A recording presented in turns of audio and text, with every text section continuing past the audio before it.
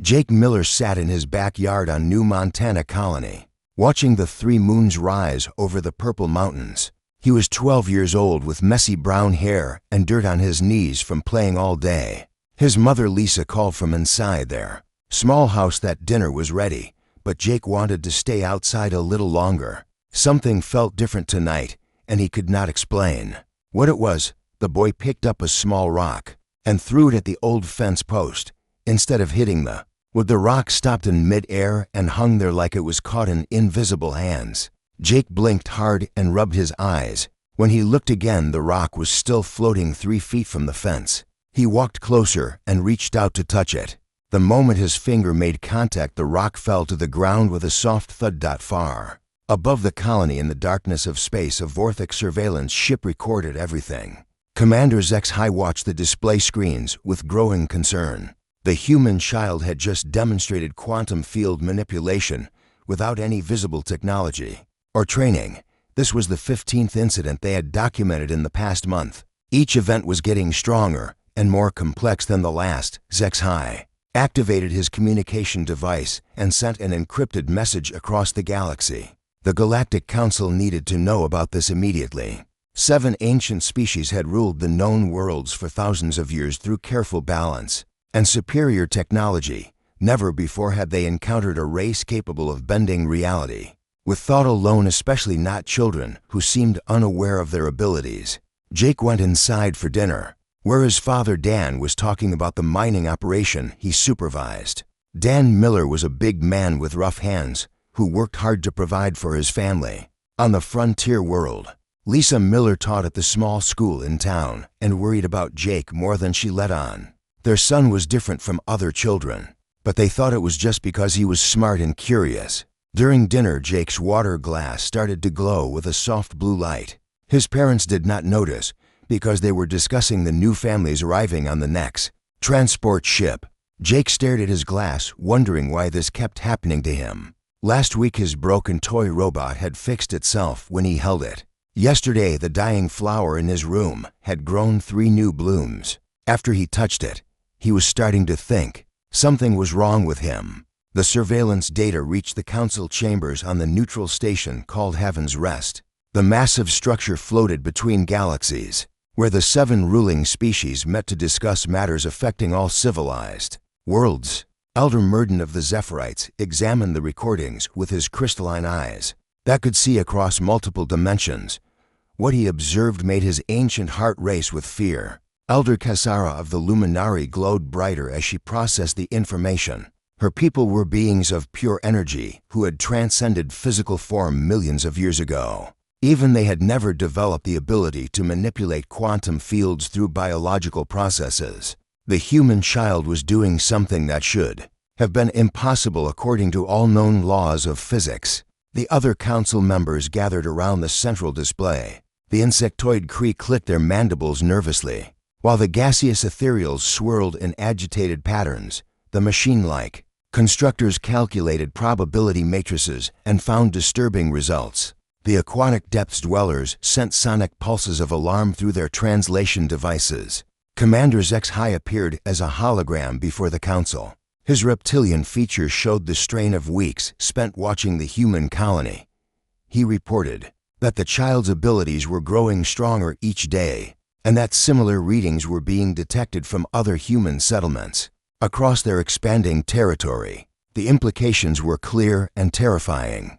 Jake finished his homework and went to bed that night, unaware that his existence had just changed the course of galactic history. He dreamed of stars and strange worlds where beings made of light spoke to him in languages he somehow understood. In his dreams, he could reach out and touch distant suns, making them burn brighter. With just a thought, the council debate continued for hours as they tried to understand what humanity was becoming. Some argued for immediate intervention while others counseled patience and study. All agreed on one thing, though. The human child named Jake Miller represented either the greatest opportunity or the greatest threat their galaxy had ever known. High above New Montana, the Vorthic ship maintained its silent watch. More vessels were coming from across the galaxy, each carrying representatives of species that had ruled for millennia. They all wanted to see the human child who could bend reality with his mind. None of them knew that Jake was just the beginning, and that humanity's true potential had barely started to emerge. The three moons completed their dance across the alien sky while Jake slept peacefully in his bed. Tomorrow would bring new challenges and discoveries that would shake the foundations of everything. The galaxy thought it knew about the limits of consciousness and the nature of reality itself. Agent Cole Roberts stepped off the transport ship onto the dusty landing pad of New Montana Colony. He carried a standard-issue briefcase and wore the simple clothes of a geological surveyor. His mission orders said he was investigating unusual seismic activity in the region, but Cole knew there was more to it than that. His handlers had been very specific about which areas to monitor and which family to observe. The colony was small, with maybe 300 people living in prefab buildings, scattered around the mining complex. Cole rented a room above the general store and set up his equipment. The scanner readings showed normal geological activity, but his real instruments detected something far more interesting. Quantum field fluctuations were happening all around the Miller house with increasing frequency and strength. Jake Miller walked to school that morning feeling strange and restless. The backpack on his shoulders felt lighter than it should, and when he looked down he saw that it was floating 6 inches behind him. He grabbed the straps quickly and pulled it down, hoping nobody had noticed. His friend Tony Baker was waiting at the corner, and Jake tried to act normal as they walked together. Drive Amy Foster unlocked her office at the colony school and reviewed her notes about Jake Miller. The boy was intelligent and well-behaved, but there were incidents that concerned her. Last week during a math test, all the pencils in the room had started writing the same answer. At the same time, the children thought it was funny, but Amy found it deeply troubling. She had documented 17 similar events in the past month. The Silent Watchers arrived on New Montana without anyone knowing they were there. The umbral species existed partially outside normal spacetime, which made them perfect for reconnaissance missions. They could observe without being detected and gather information that other species would miss. 3 of them took positions around the colony to study the human child, who was causing such fear in the council chambers. Jake sat in his first class trying to pay attention to the lesson about colonial history. The teacher was talking about Earth and the early settlement ships, but Jake found himself thinking about the stars instead. He could feel something calling to him from the darkness between worlds. The feeling was getting stronger each day, and it scared him more than he wanted to admit. Cole Roberts set up his monitoring station in the hills overlooking the colony. His equipment registered massive energy spikes coming from the school building. Whatever was happening down there was beyond anything in his training manual. He activated his communication device and sent a coded report to his superiors requesting immediate backup and better sensors. During lunch break, Jake and Tony played with the other kids in the schoolyard. They were throwing a ball back and forth when Jake got distracted by a strange humming sound that nobody else seemed to hear. The ball flew toward him, but instead of catching it, Jake held up his hand, and the ball stopped in mid-air, spinning slowly. All the children gathered around to stare at the floating ball. Drive Foster rushed outside when she heard the excited voices of the children. What she saw made her blood run cold. Jake Miller was standing perfectly still with his eyes closed while a rubber ball rotated in the air above his palm. The other children were laughing and clapping, but Amy could see the fear in Jake's face. The boy was as confused and frightened as she was. The umbral watchers transmitted their observations directly to the council chambers. Elder Murden reviewed the data with growing alarm. The human child's abilities were not random or accidental. They followed patterns that suggested conscious control was developing. Even more disturbing was the fact that the quantum disturbances were affecting reality in ways that should not have been possible. Jake let the ball fall to the ground and ran to the bathroom, where he locked himself in a stall and tried not to cry. Something was happening to him that he did not understand, and he was afraid to tell his parents. What if they thought he was sick or broken? What if they sent him away to doctors who would do tests and experiments? He wiped his eyes and tried to think of a way to make everything go back to normal. Cole Roberts packed his equipment and prepared to relocate closer to the school. His readings indicated that the quantum disturbances were centered on the education facility. During school hours, he still believed he was working for human intelligence services, but the technology he carried was far beyond anything Earth could produce. His alien handlers had given him tools he could not fully understand. The council emergency session began as reports flooded in from across human space. Similar readings were being detected on dozens of colonies where human children lived. The pattern was clear and terrifying. Humanity was evolving into something that could threaten the established order of the galaxy. Some council members argued for immediate military intervention, while others pushed for diplomatic contact. Amy Foster called Jake's parents and asked them to come to school for a conference. She knew she had to document what she had witnessed, but she also wanted to protect the boy from whatever forces might be interested in his unusual abilities. Her computer files were automatically backed up to the colonial network, where they would be transmitted to Earth on the next data burst. Jake walked home slowly that afternoon, feeling the weight of his secret pressing down on him. The other kids had already forgotten about the floating ball, but he knew that Dr. Foster had seen everything. His parents would find out soon, and then his life would change forever. He did not know that observers from across the galaxy were already watching his every move. Tony Baker caught up with Jake near the mining complex and asked if he was okay. Jake wanted to tell his best friend the truth, but he was afraid Tony would not believe him, or worse, that Tony would be scared of him. Instead, Jake just said he was tired and wanted to go home. The two boys said goodbye, not knowing that their friendship would soon be tested by forces beyond their understanding. The 3 moons of New Montana began to rise as Jake reached his house. His parents were waiting in the kitchen with serious expressions on their faces. Drive Foster had called them, and now they wanted answers about what had happened at school. Jake took a deep breath and prepared to tell them everything, knowing that once he spoke the words, there would be no going back to his normal life.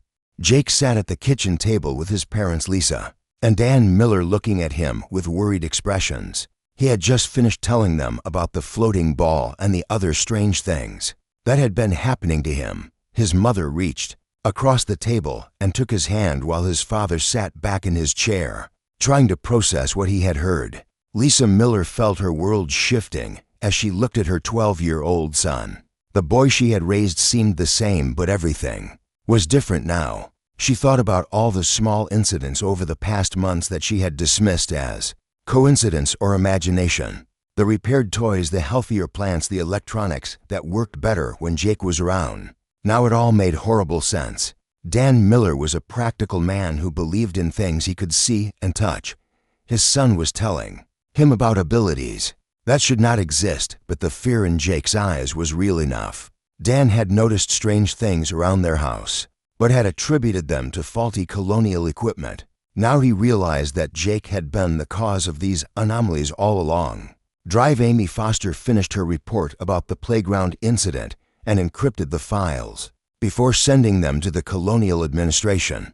She did not know that her communications were being monitored by multiple intelligence services, both human and alien. The information about Jake Miller's abilities would reach Earth within days and trigger responses that would change everything. The next morning, Jake walked to school with Tony Baker feeling like everyone was staring at him. Word had spread among the children about the floating ball, and Jake could hear whispers following him down the hallways. Tony stayed close to his friend and tried to act normal, but even he seemed uncertain about what to believe. Cole Roberts received new orders from his handlers telling him to increase surveillance on the Miller family. His equipment detected massive energy readings from the school building, and he realized that something significant was about to happen. He positioned himself on a hill overlooking the playground, where he could monitor the situation without being seen. The playground equipment at New Montana Elementary was basic but sturdy. Metal bars and platforms designed to withstand the harsh conditions of a frontier world. Jake and Tony were playing with the other kids during morning recess when the accident happened. Tony was climbing to the top of the tallest structure when one of the support bolts gave way. Jake watched in horror as his best friend fell toward the hard-packed ground 15 feet below. Time seemed to slow around him as he reached out instinctively toward Tony, Something inside Jake's mind opened like a door and power flowed through him. In ways he had never experienced before, the air around Tony shimmered and bent as invisible forces cushioned his fall. Tony Baker hit the ground softly as if he had fallen onto a thick mattress instead of bare earth. He rolled over and sat up completely unharmed, while the other children gathered around him in amazement. Jake stood frozen with his hands still extended, feeling the energy flowing through his body. Like electricity, he could see the invisible barrier he had created, and somehow he knew exactly how he had done it.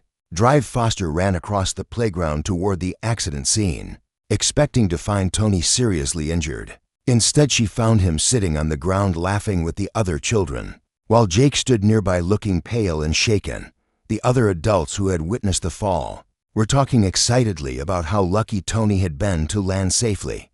Cole Roberts watched the incident through his high-powered scopes and recorded everything on sensors that could detect quantum field fluctuations. What he saw made him realize that his mission was far more important than he had been told. The human child had just demonstrated abilities that defied every law of physics he knew. He transmitted an emergency signal to his handlers requesting immediate extraction and support.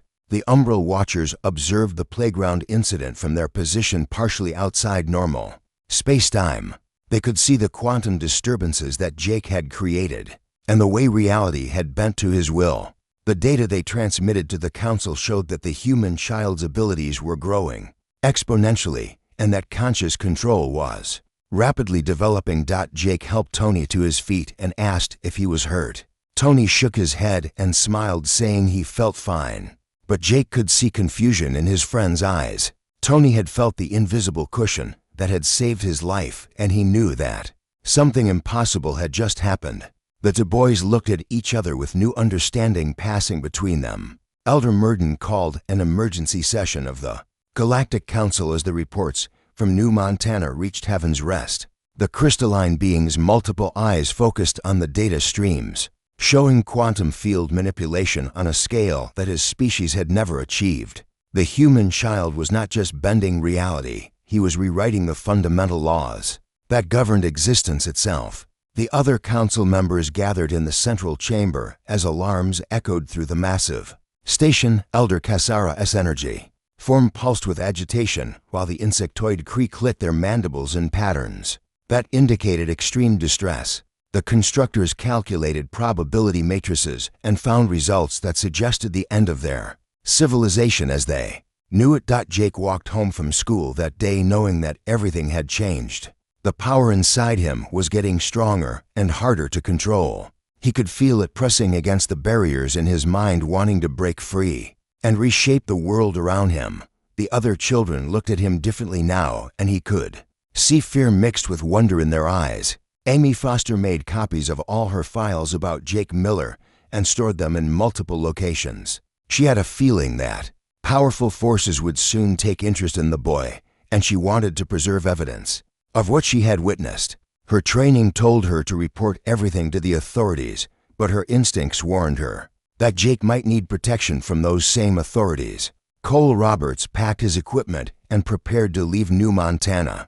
His handlers had sent new orders telling him to withdraw immediately and await further instructions. As he loaded his transport, he looked back at the small colony and wondered what would happen to the families living there. The boy Jake Miller had become the most important person in the galaxy, and he did not even know it yet. The council debate raged through the night as the 7 species tried to decide how to respond to the human threat. Some argued for immediate military action, while others pushed for diplomatic contact. All agreed that Jake Miller represented a turning point in galactic history that would determine the future of every civilized world in known space. The Galactic Council chamber erupted in chaos as Elder Murden presented the final evidence about Jake Miller. The crystalline being projected holographic images of the playground incident showing quantum fields bending around the falling child. Captain Vector of the Joint Enforcement Fleet stood at attention, waiting for orders that would authorize the capture of the human boy. Elder Cassara's energy form flickered with distress as she watched her fellow council members vote for immediate intervention. Her people, the Luminari, had transcended physical existence through patience and understanding, not force and fear. She knew that capturing Jake Miller would only create more problems, but the other species were too frightened to listen to reason. The authorization codes were transmitted across the galaxy. 2 military units positioned near human space. Captain Vector received his orders and began mobilizing the largest task force ever assembled. For a single target, ships from 5 different species converged on the staging area, while weapons specialists prepared equipment designed to contain quantum field manipulators. But Elder Cassara had allies among the younger members of her species who believed in a different path. They sent encrypted warnings to human military commanders through channels that had been established during the early contact period. General Ryan Clark received the message at Earth Defense Command and immediately understood the implications. Jake Miller woke up that morning feeling like the world was pressing down on him. The power inside his mind had grown stronger overnight, and he could sense things happening far beyond New Montana Colony. Something was coming toward them through space, and it carried the taste of fear and anger. He tried to tell his parents, but they were already worried enough about his abilities. Admiral Kate Sullivan was briefing her staff about increased alien activity near the frontier colonies when the warning message arrived. She had fought in the border conflicts with the Vorthic Empire and knew how their military operated. If they were mobilizing a task force this large, then humanity was facing its greatest crisis since first contact. Dr. Amy Foster noticed that Jake was having trouble concentrating in class. The boy kept staring out the window at the sky as if he could see something that nobody else detected. His abilities had been manifesting more frequently since the playground incident, and she worried that the stress was affecting his mental state. The task force under Captain Vector moved through hyperspace toward New Montana, while their sensors scanned for any sign of human military response. The Vorthic commander expected an easy operation against a lightly defended frontier world. He did not know that Jake Miller's unconscious mind was already reacting to the approaching threat. Jake walked home from school with Tony Baker and tried to explain the feeling that something bad was coming. Tony had been his best friend for 3 years and was one of the few people who believed in Jake's abilities. The two boys made plans to meet at their secret fort in the woods if anything dangerous happened. Space around New Montana Colony began to ripple with quantum distortions. As Jake's fear triggered involuntary responses, the fabric of reality bent and twisted in ways that interfered with faster-than-light navigation. Ships approaching the system found their instruments malfunctioning and their courses becoming unpredictable. General Clark mobilized the fastest ships in the Earth Defense Force and began the journey toward New Montana. He knew they would arrive too late to prevent the alien task force from reaching the colony, but he hoped they could intervene before any permanent damage was done. The political implications of this incident could determine humanity's future.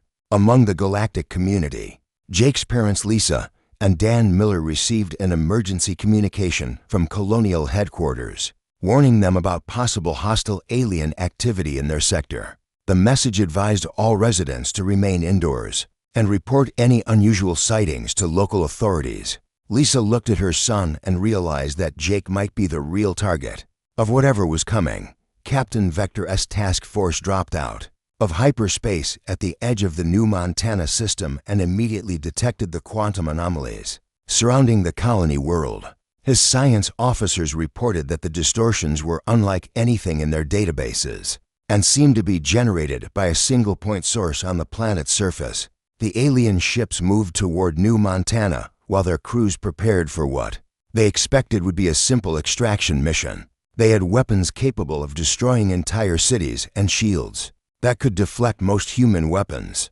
None of them anticipated that their greatest challenge would come from a frightened 12-year-old boy who did not fully understand his own abilities. Jake felt the presence of the alien ships like a weight pressing against his mind. The power inside him responded to the threat by creating defensive barriers around the colony. Space twisted and folded as reality bent to protect the people Jake cared about.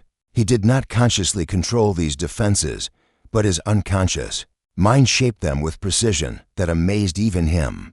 Mayor Ben Carter called an emergency meeting of the Colony Council.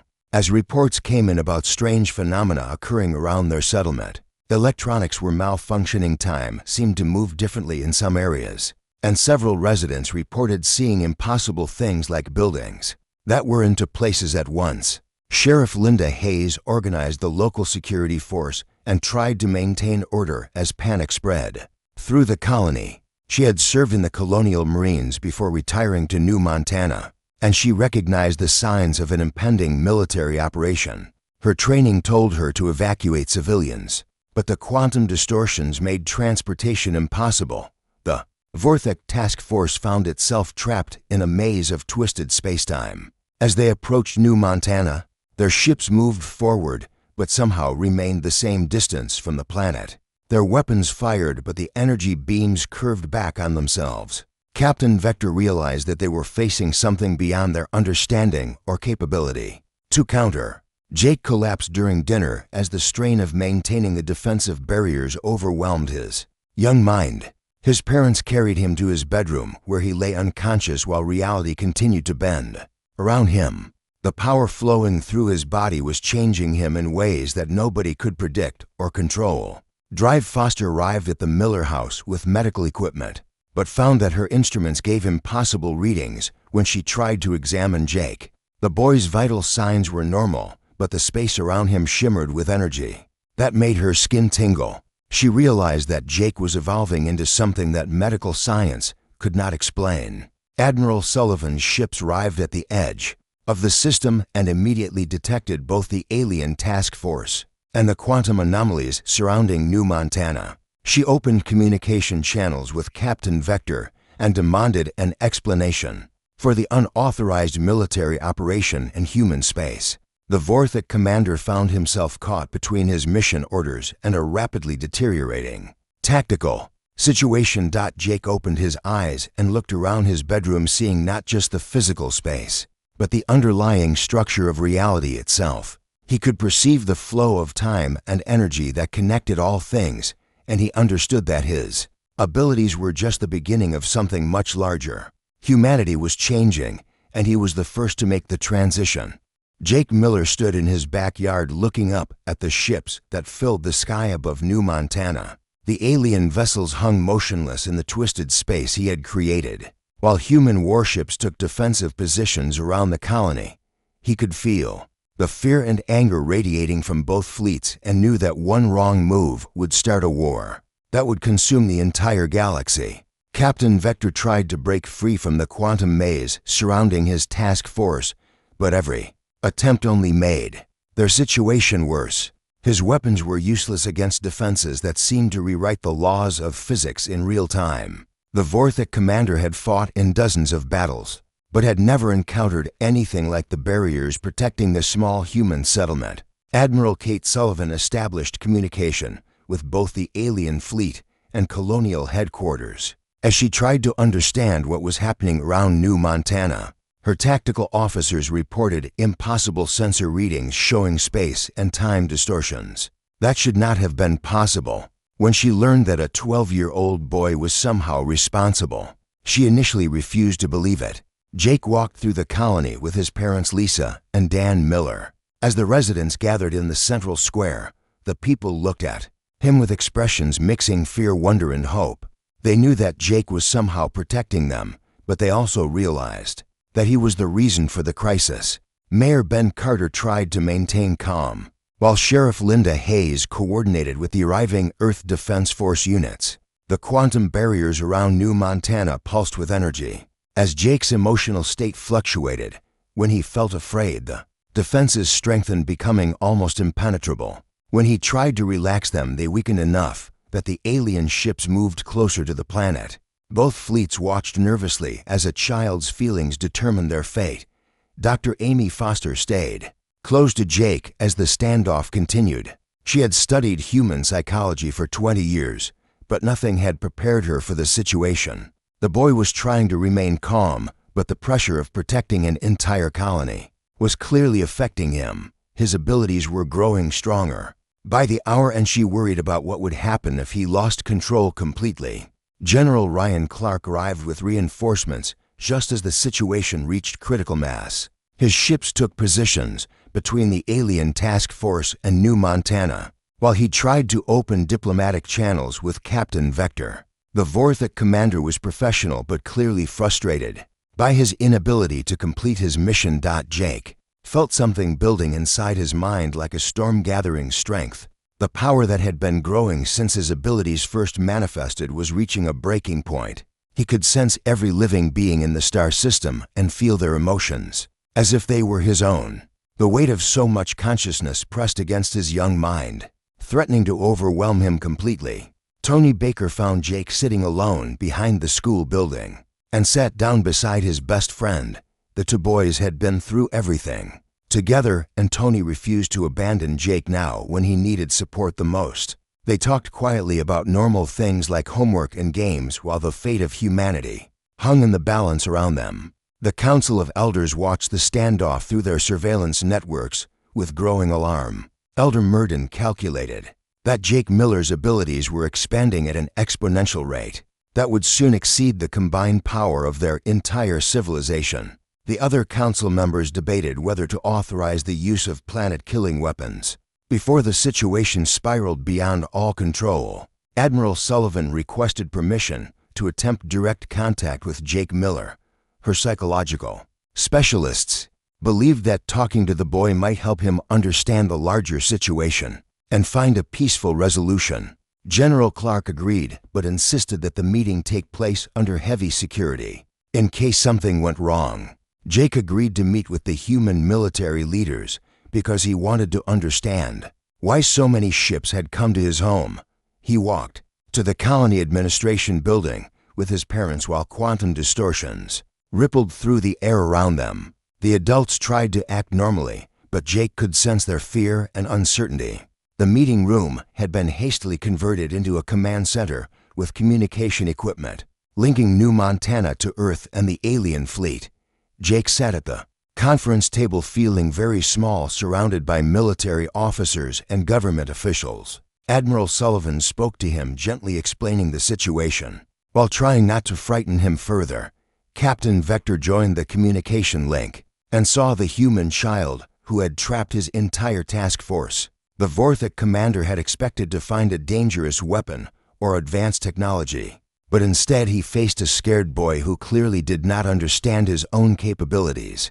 For the first time since receiving his orders, Vector began to question the wisdom of the mission. Jake listened as the adults explained about the Galactic Council and why his abilities frightened the alien species. He learned that other human children were beginning to show similar powers, and that his people were evolving into something that threatened the established order of the galaxy. The responsibility of representing humanity's future felt overwhelming. For someone who still did homework and played with toys, the quantum barriers around New Montana began to fluctuate wildly. As Jake struggled with the emotions triggered by the revelations, reality twisted and reformed in response to his mental state. While both fleets prepared for the possibility that their weapons might be needed, time itself seemed to slow and accelerate unpredictably, making communication and coordination increasingly difficult. Drive Foster suggested that Jake needed time to process everything he had learned before making any decisions about the standoff. The boy was clearly overwhelmed by the situation, and pushing him too hard could trigger a complete loss of control. She recommended that all parties withdraw to safe distances while Jake had time to think. But Jake Miller was done thinking and ready to act. He stood up from the conference table and walked to the window overlooking the colony, where hundreds of families waited for their fate to be decided. The power inside him reached critical mass as he made contact with forces that existed beyond normal space and time. The universe itself seemed to hold its breath as a 12-year-old boy prepared to reshape reality according to his will. The barriers around New Montana exploded outward in waves of pure energy that washed over both fleets and extended beyond the star system into the depths of space. Every conscious being within light years felt the touch of Jake Miller's mind as he made direct contact with the fundamental structure of existence. The age of humanity's dominance among the stars was about to begin, whether the galaxy was ready for it or not. The wave of energy from Jake Miller's mind swept across the new Montana system, and beyond, carrying with it a message that every conscious being could understand. The 12-year-old boy had made contact with the quantum foundation of reality itself, and through that connection he gained knowledge that transformed his understanding of existence. He saw the past and future of the galaxy spread before him like pages in a vast book. Captain Vector felt Jake's consciousness touch his mind and experienced something no Vorthok had ever known. The human child shared memories and emotions, showing him what it meant to grow up on a frontier world with parents who loved him and friends who accepted him despite his differences. The Vorthok commander understood for the first time that Jake was not a weapon to be captured, but a child who needed protection and guidance. Admiral Sullivan and her crew experienced the mental contact as waves of warmth and understanding flowing through their thoughts. Jake showed them glimpses of humanity's potential future, where consciousness evolved beyond the need for technology or warfare. They saw worlds where human children learned to shape reality with their minds while maintaining the compassion and creativity that defined their species. The Galactic Council felt Jake's presence rive in their chamber like a gentle but irresistible force. Elder Murden's crystalline form resonated with harmonics he had never experienced, while Elder Kasara's energy patterns synchronized with the human boy's mental frequency. Jake spoke to them not with words, but with pure thought, explaining what humanity was becoming and why they had nothing to fear. Jake Miller stood in the colony administration building with his eyes closed and his consciousness expanded across light years of space. He could perceive every ship, every planet, and every living being within his growing sphere of influence. The power flowing through him was no longer frightening because he finally understood its purpose. Humanity was evolving to become a bridge between matter and energy, between thought and reality.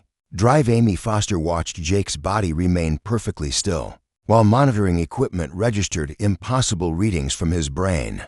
The boy's neural activity had increased beyond anything in medical literature, but his vital signs remained stable. She realized that Jake was not just using his abilities, but being transformed by them into something that transcended normal human limitations. The quantum barriers around New Montana dissolved as Jake gained conscious control over his powers. Both fleets found themselves free to move, but neither side showed any inclination toward violence. The fear and mistrust that had brought them to the edge of war was replaced by curiosity and wonder as they witnessed the birth of something unprecedented in galactic history. Jake opened his eyes and looked around the room at the adults who had been trying to manage a crisis beyond their understanding. He smiled at Admiral Sullivan and spoke in a voice that carried authority far beyond his years. He told them that the standoff was over and that both fleets could return to their homes with a new understanding of humanity's role in the galaxy. But Jake also delivered a warning that sent ripples of concern through both the human and alien commands. He revealed that his abilities were not unique, but represented the next stage of human evolution. Across human space, children were manifesting similar powers, and within a generation, humanity would be capable of reshaping reality. On a galactic scale, the Council of Elders faced a choice that would determine the future of their civilization. They could attempt to destroy humanity before the evolution was complete, risking a war. They might not be able to win. They could try to suppress human development through political and economic pressure, or they could accept the new reality and find ways to cooperate with a species that was transcending the limitations they had always accepted. Elder Kasara spoke for the faction that favored cooperation and understanding. Her people had achieved transcendence through millions of years of patient development, but humanity was accomplishing the same transformation in mere decades. She argued that working with humans rather than against them offered opportunities for growth that neither species could achieve alone. Jake made his own choice by voluntarily limiting his abilities and agreeing to work with scientists from both human and alien species. He knew that uncontrolled evolution could be as dangerous as the fears it generated. By accepting guidance and structure, he hoped to prove that humanity's growing power would be used responsibly and for the benefit of all conscious life. Tony Baker was the first to greet Jake when he walked out of the administration building. The two friends embraced while the adult authorities worked out the details of the new agreements. Tony asked if Jake was still going to be the same person, and Jake assured him that friendship was more important than any cosmic power. They made plans to explore the woods behind the colony just like they had always done. Lisa and Dan Miller took their son home that evening, knowing that their family would never be completely normal again. But they also understood that Jake was still the same boy who needed their love and support perhaps more than ever. The universe had changed around them, but the bonds between parents and child remained as strong as ever. Admiral Sullivan's fleet began the journey back to Earth carrying news that would transform human society.